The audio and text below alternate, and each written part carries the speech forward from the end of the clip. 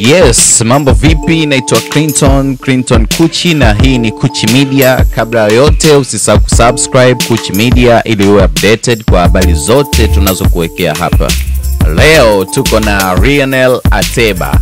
Ni baada ya Ricardo Momo kwenye segment yake ya leo asubuhi ya Zandani kuamka na Lionel Ateba. Ndio kwa sana goli squeeze striker wetu.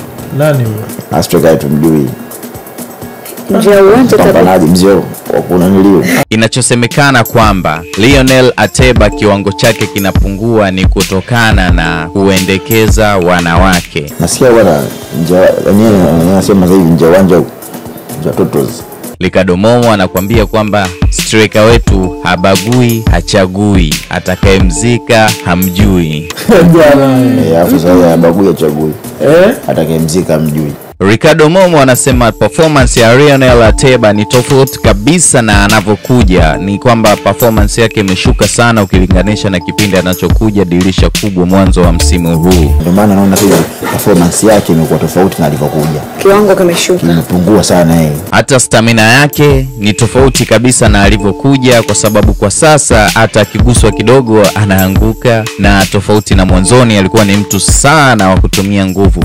Wewe mwangalia, unajua wakati zamani alikuwa mtu ndio kipambana naye ule ushibe. Sasa hivi watoto yani sasa kidogo tu katoka kwenye reli na kagusa kidogo kamka hapa na bagala, yani kagusa kidogo kamka hapa na bagala. Ricardo Momo pia anasema hata akienda kuombea kwa mchungaji haitasaidia, kwa sababu ni mambo yake binafsi yanayofanya kiwango chake kishuke, wala sio mkono wa mtu wala sio uchawi. Makimcho sasa atamchosha unani askofu watu mchungaji mdomo sasa utamuuma kwa kuomba, kumbe madhaifu ana mwenyewe. Na kingine usichokijua kuhusu Lionel Ateba, sio mtu wa pombe, sio mtu wa club, hana starehe nyingine yoyote zaidi ya wanawake. Si mtu wa pombe, hana starehe yoyote ila na Ricardo Momo anakuambia kwamba kwa wanawake waliopo nchi yetu huwezi kukompea na waliopo katika nchi ya kina Lionel Ateba ambayo ni Cameroon. Na unajua nchi yake na yetu kwa watoto wazuri nchi yetu inaongoza. Kwa hiyo Lionel Ateba kila anapoona wanawake kutoka Tanzania huwa anapagawa, anahisi kama kamuona Shakira ama Beyonce.